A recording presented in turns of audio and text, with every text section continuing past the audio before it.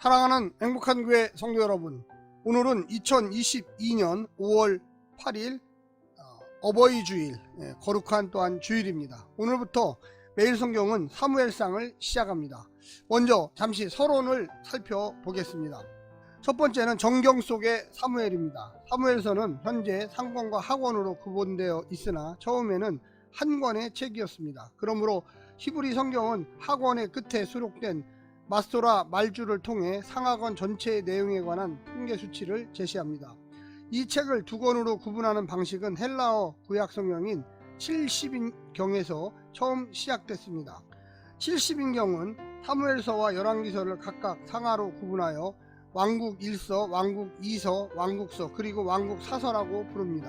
히브리 성경에서 이 책의 제목은 단순히 사무엘이다라고 적혀 있습니다. 사무엘서는 사실 사무엘과 사울 그리고 다윗 세 사람에 관한 기록입니다. 그런데도 이 책을 사무엘이라고 부르는 것은 사무엘이 세 명의 주요 인물 중 첫 번째로 등장하는 사람이기도 하지만 사울과 다윗이 왕이 되도록 기름을 부었던 사람이 사무엘이기 때문일 것입니다. 그렇다면 사무엘이라는 제목은 사울과 다윗의 통치를 사무엘의 업적으로 볼 수 있다는 관점을 반영하고 있습니다. 사무엘서는 히브리 성경에서 선지서로 분류되는 18권의 책, 여호수아, 사사기, 사무엘, 열왕기, 이사야, 예레미야, 에스겔, 12소선지서 중 세 번째에 해당하는 책입니다. 선지서 중 앞 4권의 책은 전선지서라고 부르며 현대 분류법의 역사서에 해당합니다. 역사에 관한 4권의 책을 선지서라 부르는 이유는 역사란 행위와 사건을 통해 전달하시는 하나님의 계시라는 것을 생각했기 때문입니다. 두 번째는 저자입니다. 사무엘서의 저자는 알려지지 않았습니다. 유대인 전통은 사무엘상 24장까지의 내용은 선지자 사무엘이 기록하였고 사무엘의 죽음 이후의 내용은 선지자 나단과 선지자 갓이 기록하였다고 설명하기도 합니다. 하지만 이는 사실이 아닐 것입니다. 내용의 일관성을 볼 때 이 책은 익명의 한 저자가 사무엘과 나단과 갓의 기록들을 참고하여 기록했을 것입니다. 한편 사무엘서는 다윗의 죽음에 관한 기록을 열왕기에 배치하여 다윗의 이야기를 사무엘서 안에서 끝내지 않습니다. 그러므로 사무엘서의 최종 형태가 열왕기 저자에 의해 만들어졌을 가능성도 있으나 이에 대한 구체적인 근거를 제시하기는 힘듭니다. 이 책의 기록 시기 역시 확실하지 않습니다. 단지 시글락에 관한 언급에서 기록 시기에 관한 작은 힌트를 얻을 수 있습니다. 즉 사무엘서는 다윗이 사울왕을 피해 블레셋의 용병이 되었을 때 거주했던 시글락이 오늘날까지 유다 왕에게 속하였다고 기록한 사무엘상 27장 6절에 의한 것입니다. 이 구절에 근거하여 사무엘서가 적어도 왕국의 분열을 초래한 솔로몬의 죽음 이후에 기록되었을 것으로 추측할 수가 있습니다. 세 번째는 신학적 메시지입니다. 사무엘서의 주제는 두 가지입니다. 첫째는 왕을 통해 자기 백성을 다스리기 원하시는 하나님께서 왕정 체제를 주도적으로 도입하셨다는 것이며, 둘째는 하나님께서 하나님의 명령에 순종하며 그분을 예배하는 왕을 원하신다는 것입니다. 사무엘서가 사사시대의 신정체제에서 사울 시대의 왕정체제로 전환되는 과정을 기록하고 있다고 흔히 설명합니다.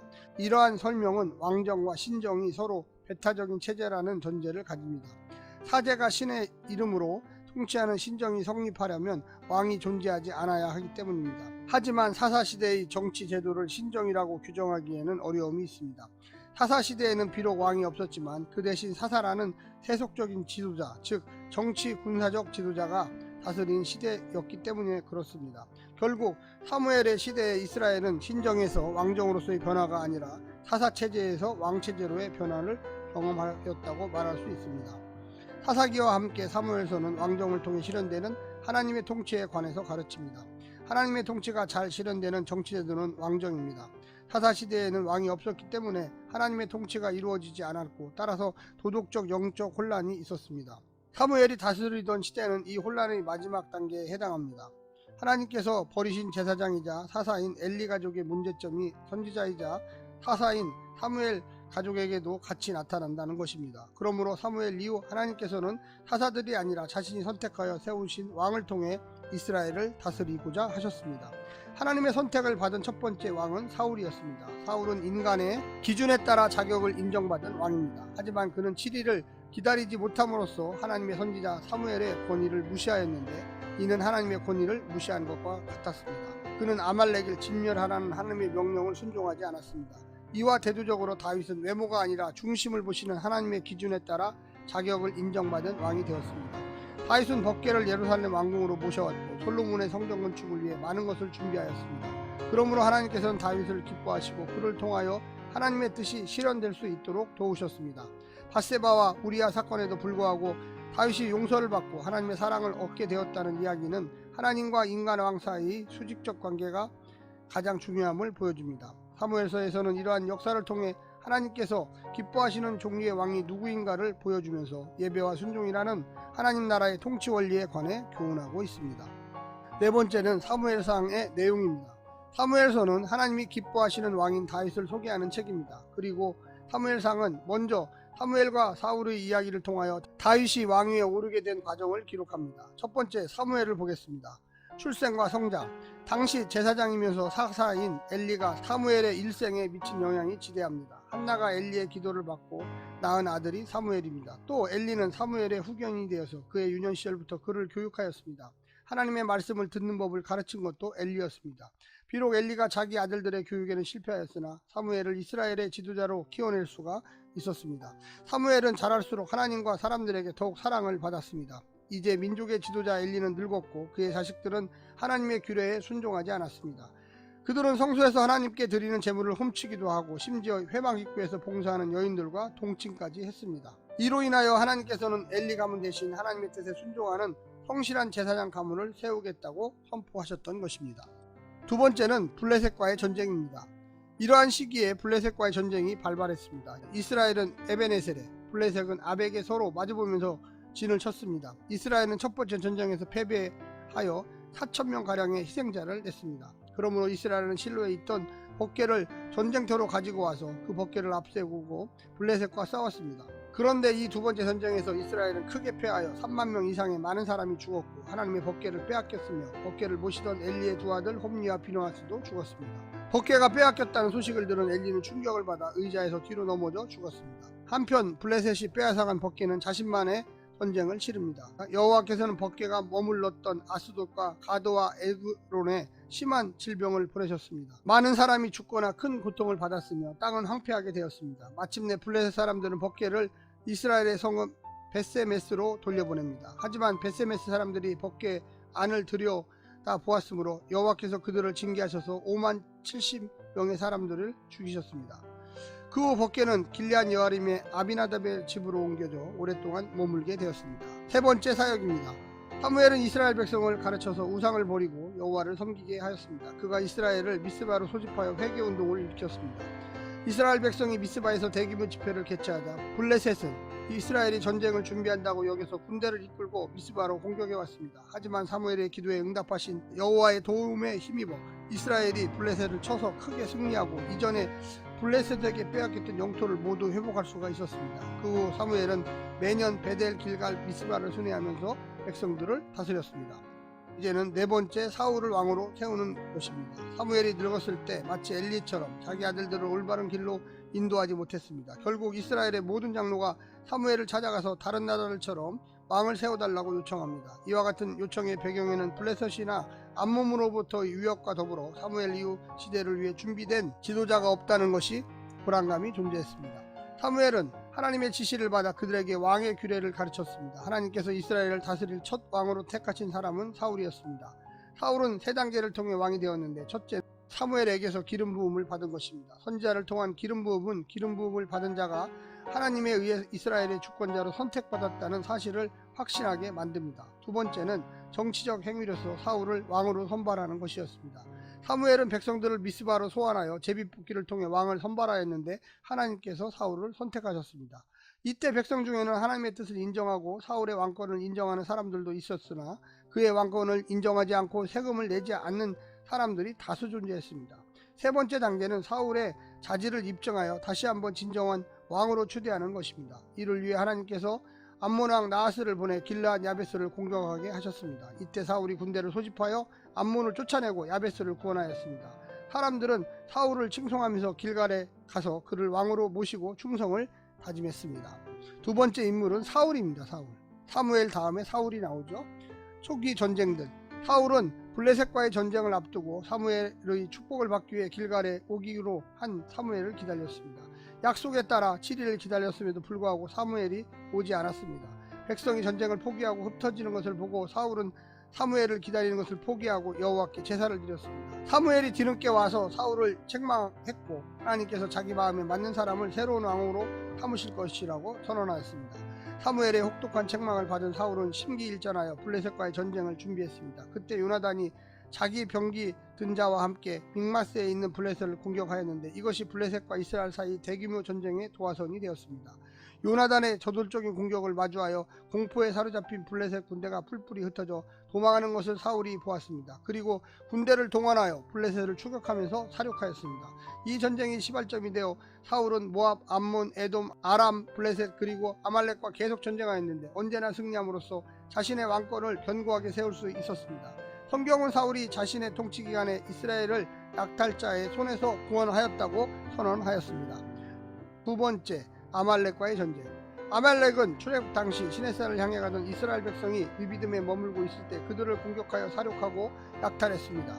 그때 하나님께서는 아말렉과 대대로 싸우겠다고 맹세하여 말씀하십니다. 그러므로 이스라엘이 비로소 왕국을 형성하고 상설 군대를 작게나마 보유하게 되었을 때 하나님께서 사울에게 명하여 아말렉을 진멸하라 하셨습니다. 사울은 전쟁에서 대승을 거두고 모든 아말렉 사람들을 진멸할 수 있었습니다. 단지 그가 아각 왕과 좋은 가축 일부를 남겨두었습니다. 후 도착한 사무엘은 여호와의 명령에 순종하지 않았다고 책망하면서 하나님께서 사울을 왕위에서 패하였다고 공개적으로 선언했습니다. 세 번째 인물은 다윗의 등장입니다. 하나님께서 사무엘에게 명하여 사울을 대신할 새 인물에게 기름을 붓게 하셨습니다. 사무엘이 이새의 아들들을 마주했을 때 사람은 외모를 보지만 여호와는 중심을 보신다는 말씀을 하면서 다윗에게 기름을 부었습니다. 그러자 다윗에게 성령이 강하게 임했습니다. 이와 반대로 여호와의 영이 사울에게서 떠났고 악한 영이 그를 괴롭혔습니다. 하나님께서 사울을 버리시고 다윗을 택하셨음을 보여줍니다. 이 다윗이 이스라엘 민족 앞에서 용맹을 떨치게 된 것은 골리앗과의 싸움에서 그가 믿음으로 승리했기 때문입니다. 골리앗을 죽이고 돌아온 다윗은 사울의 신임을 받아 중용되었고 요나단의 사랑과 후원을 얻음으로써 사울 왕국에서 견고한 지위를 확보할 수 있었습니다. 네 번째는 사울의 신하가 된 다윗. 사무엘상에서 가장 많은 분량을 차지하는 것이 사울과 다윗의 갈등 이야기입니다. 사울이 다윗의 재능을 발견하고 등용하여 중요한 직무를 맡기 시작했습니다. 그런데 사울이 자신의 선택을 후회하게 만드는 일이 곧 발생했습니다. 그것은 다윗이 백성들로부터 사울의 예상을 훨씬 뛰어넘는 큰 지지를 얻게 되었다는 점입니다. 이는 사울은 천천히요 다윗은 만만히로다 라는 짧은 노래에 잘 표현되어 있습니다. 결국 왕위를 빼앗길 수도 있다는 위기의식에 사로잡힌 사울은 다윗을 죽이라는 계획을 세우게 됩니다. 그의 첫 번째 시도는 정신착란을 가장하고 창을 던져 다윗을 죽이려고 했던 것입니다. 두 번째 시도는 다윗의 지위를 천부장으로 높이면서 최전방 야전 사령관으로 배치한 것입니다. 이는 거듭되는 전쟁을 통해 죽거나 혹은 잘못을 범하여 백성의 지지를 상실하게 만들려는 것이었습니다. 하지만 다윗의 인기는 더욱 높아갔습니다. 세 번째 시도는 자기 딸과 결혼을 조건으로 블레셋과 싸우게 하여 죽게 하려는 것이었습니다. 사울은 다윗에게 미갈과의 혼인의 대가로 블레셋 사람 100명을 죽이고 증거를 가져오라 하였습니다. 다윗은 기한이 차기 전에 가서 블레셋 사람 200명을 죽이고 그 증거를 가져왔습니다. 다윗은 미갈과 결혼함으로써 자신의 신분을 더욱 높일 수가 있었습니다. 네 번째 시도는 사울이 공개적으로 요나단과 자기 부하들에게 다윗을 죽이라고 명령한 것입니다. 하지만 요나단이 사울을 설득하여 다윗을 해치지 못하게 하였습니다. 다섯 번째 시도는 다윗이 블레셋과의 전쟁에서 대승을 거두고 돌아올 때 사울이 또 정신착란을 가장하고 창을 던져 다윗을 죽이려 했던 것입니다. 이번에도 다윗은 잘 피하였습니다. 여섯 번째 시도는 사울이 이제 주변 눈치를 보지 않고 다윗을 죽이려 한다는 것입니다. 하지만 다윗은 미갈의 도움을 받아 도망하였고 그 이후로도 도피 생활을 이어갔습니다. 요나단이 다윗을 통해 사울에게 간청했으나 오히려 사울의 분노만 더욱 강해질 뿐입니다. 다윗의 도피 여섯 번째입니다. 다윗은 먼저 노브로 가서 제사장 아히멜렉을 위협하여 칼과 음식을 받아낼 수 있었습니다. 그리고 블레셋 가드왕 아기스에 피하여 몸을 의탁하려 했습니다. 그러나 다윗은 아기스의 신하들이 자신을 죽이려 함을 알고 미친 사람인 듯 행동하여 간신히 살아남았습니다. 다윗은 다시 아굴람 굴로 도망하였습니다. 다윗의 아버지와 가족들과 환란을 겪고 있던 사람들이 그에게로 와서 작은 세력을 형성하였습니다. 다윗은 모압 왕에게로 가서 거주하였는데 선지자가 갓이 다윗에게 모압에 머물지 말아야 한다고 권고하였습니다. 그러므로 다윗은 부모를 모압 땅에 남겨둔 채 자기 사람들을 이끌고 유다 헤레스풀에 이르렀습니다. 다윗의 건자함에 충격을 받은 사울은 다윗에게 무기와 음식을 제공했던 아히멜렉과 그의 도시 노베 모든 사람을 다 죽였는데 아히멜렉의 아들인 아비아달이 간신히 도망하였습니다. 다윗이 블레셋의 공격을 받은 그 일날을 구원하여 거기 잠시 거주하였습니다. 이때 사울의 사륙을 피해 도망한 아비아달이 에봇을 가지고 다윗에게 왔습니다. 아비아달은 그릴라 사람들이 다윗을 배반하여 사울에게 그를 넘겨줄 것이라는 하나님의 말씀을 전했습니다. 다윗은 그릴라를 떠나 여러 곳을 전전하다가 식광야 호레스에 이르릅니다. 사울이 다윗을 잡으려고 내려오므로 다윗과 사울은 서로 쫓기면서 유다 광야 지역을 돌아다녔습니다. 블레셋이 이스라엘을 공격하였으므로 사울은 다윗 쫓기를 잠시 멈추고 국경을 보호하기 위해 돌아갑니다. 다윗이 엔게디에 있을 때 사울이 다윗을 잡으려고 왔습니다. 그러나 다윗은 한 동굴 속에서 무방비 상태로 있던 사울을 죽이는 대신 오히려 그를 살려주었습니다. 사울 가문의 몰락입니다. 사울의 죽음은 새로운 시대가 시작하였음을 알리는 사건이었습니다. 사울의 죽음이 그 증거가 되었습니다. 다윗이 그 지역 유지인 나발에게 부하들을 보내어 물질적 지원을 요청하였는데 나발은 다윗을 자기 주인 사울을 배반하고 도망한 종이라고 칭하면서 지원을 거부했습니다. 그러나 하나님께서 나발을 치심으로 그가 병에 걸려 죽었습니다. 나발의 죄는 하나님께서 사울을 버리시고 다윗을 택하였음을 인정하지 못한 것입니다. 그 후 사울이 다윗을 잡으러 식광야에 왔습니다. 밤이 되자 사울은 자기 군대 한가운데 누워 잠을 자고 있었습니다. 다윗이 몰려가서 사울의 머리맡에서 그의 창과 물병을 가지고 나왔습니다. 그리고 광야 건너편으로 가서 소리쳐서 사울에게 자신이 한 일을 이야기했습니다. 이때 사울은 다윗을 축복하며 다시는 다윗을 쫓지 않겠다고 선언합니다. 하지만 다윗은 사울의 말을 믿지 못하였고 자신을 따르는 600명의 사람들과 함께 블레셋 가드왕 아기스로 피하여 그의 용병이 되었습니다. 아침내 사울이 블레셋과 마지막 전쟁을 벌였습니다. 전쟁을 앞두고 불안감에 사로잡힌 사울은 엔돌에 거주하는 신접한 여인을 찾아가서 전쟁의 결과에 관해서 물었습니다. 신접한 여인은 한 영을 불러내는데 이 영은 마치 자신이 사무엘인 것처럼 꾸미고 사울의 죽음을 예언합니다. 결국 사울은 전쟁 도중 길보아산에서 블레셋 군사가 쏜 화살에 맞아 중상을 입은 뒤 스스로 죽음을 맞이하였습니다. 한편 다윗은 아기스를 수행하여 사울과 전쟁하기 위해 나갔으나 다른 군주들의 반대에 부딪혀 전쟁에 참여하지 않아도 되었습니다. 돌아온 다윗은 블레셋 군대의 공백을 틈타 남방을 약탈하고 있던 아멜렉을 추격하여 무찌르고 많은 전리품을 얻습니다. 그는 이 전리품을 이스라엘 여러 성읍에 선물로 보내어 자신의 이름을 알렸습니다. 사무엘상 1장을 곧 이어서 하겠습니다. 샬롬.